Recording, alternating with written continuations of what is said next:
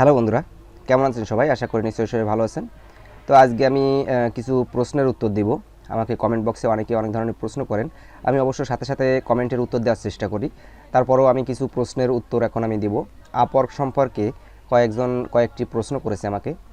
তো আমার চ্যানেলে যদি নতুন হয়ে থাকেন অবশ্যই একটি সাবস্ক্রাইব করবেন, আর ভিডিওটি ভালো লাগলে অবশ্যই একটি লাইক দিবেন। তো চলুন বন্ধুরা, দেরি না করে শুরু করা যাক। প্রথম কমেন্ট, 18 বছরের বয়স কম। কালকে একজন আমাকে কমেন্ট করেছে যে আমার বয়স 18 বছরের কম, আমার বয়স 3 মাস কম আছে। আমার মনে হয় তিনি স্লিপ পেয়েছে। আমি তার প্রশ্নটা সঠিক ভালোভাবে বুঝতে পারি, তবে আমি যেটা বুঝলাম তার উপরে উত্তর দিচ্ছি। তো আপনি 18 বছর বয়স যদি না হয়ে থাকে তাহলে আপনি ভেরিফিকেশন করতে পারবেন না। অর্থাৎ আপনার যদি এনআইডি কার্ড না থাকে তাহলে আপনি কিন্তু ভেরিফিকেশন করতে পারবেন না। যদি আপনার ভেরিফিকেশন হয়ে থাকে তাহলে আপনি এনআইডি কার্ড যদি হয়ে থাকে তাহলে আপনি অবশ্যই ভেরিফিকেশন করতে পারবেন। আর যদি রিভিউতে থাকে বা অর্থাৎ আপনাকে যদি ভিডিও ভেরিফিকেশনের জন্য আবেদন করা হয়ে থাকে বা নোটিফিকেশন দেওয়া হয়ে থাকে তাহলে আপনি অপেক্ষা করুন এবং যখন আপনি এনআইডি কার্ড পাবেন তখন আপনি এনআইডি কার্ডের জন্য ভেরিফিকেশন করুন। যদি আপনি এনআইডি কার্ড না পেয়ে থাকেন আর যদি মনে করেন যে 3 মাস পরে আপনি এনআইডি কার্ড পাবেন তাহলে অপেক্ষা করুন। এটা হলো প্রথম কমেন্ট। আশা করি আপনার উত্তর পেয়ে গেছেন। আচ্ছা, প্রজেক্ট রিভিউতে থাকলে কি করব?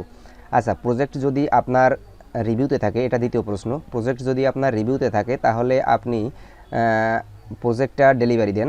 ডেলিভারি দেওয়ার পরে যখন আপনি দেখবেন যে ক্লায়েন্ট আপনার প্রজেক্টটা অ্যাপ্রুভ করছে না অথবা রিভিউশনে দিচ্ছে না এবং ক্যান্সেলও করছে না, সেক্ষেত্রে আপনি ক্লায়েন্টকে একটি মেসেজ করবেন যে আসলে আমার কাজটা তো কমপ্লিট, আমি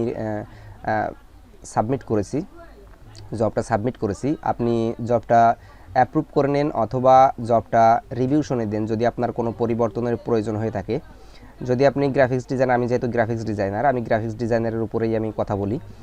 যদি ক্লায়েন্ট আপনার কাছে কোনো উত্তর না চায় বা আপনার কাছে যদি কোনো রিভিউশন না চায়, রিভিউতে রেখে দেয়, তাহলে ক্লায়েন্টকে আপনি এই মেসেজটা করবেন।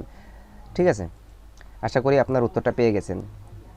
আচ্ছা, কানেক্ট ব্যাক পাওয়া যায় না, এটা একজনে বলেছে আমি নাকি ভুল ইনফরমেশন দিয়ে থাকি। এটা হচ্ছে তৃতীয় প্রশ্ন। আসলে আমি কানেক্ট ব্যাক পাওয়া যায় তার উপরে আমি কিন্তু অলরেডি 2টা ভিডিও আমি দিয়েছি এবং প্রমাণসহ আমি কিন্তু ভিডিও দিয়েছি। আপনারা ভিডিওটা দেখে আসতে পারেন, সেখানে আমি প্রমাণসহ দেখিয়েছি যে আসলে কানেক্ট ব্যাক পাওয়া যায়। আচ্ছা, 80% প্রোফাইল কমপ্লিট, আমাকে একটু সাহায্য করুন। আসলে আপনি 80% প্রোফাইল কমপ্লিট করেছেন, কীভাবে আপনি এটা 80% কমপ্লিট করেছেন সেটা আমি আসলে বুঝতে পারছি না। আপনি ইনবক্সে নক দিন আমাকে, ফেসবুক আইডিতে।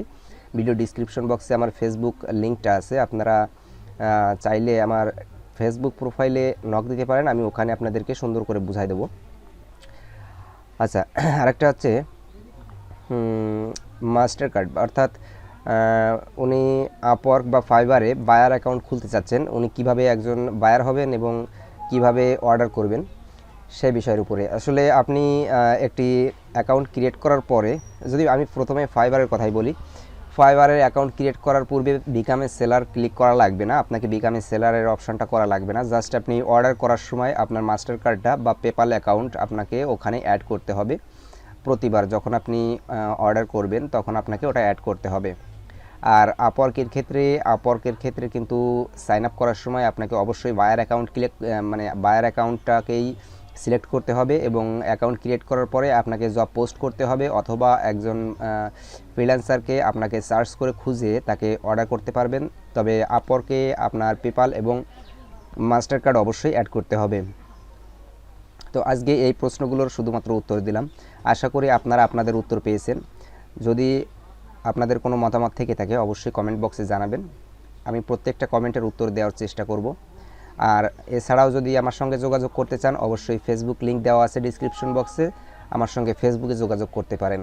তো দেখা হচ্ছে পরবর্তী ভিডিওতে, ততক্ষণ পর্যন্ত সবাই সুস্থ থাকুন, ভালো থাকুন। ধন্যবাদ সবাইকে, বাই।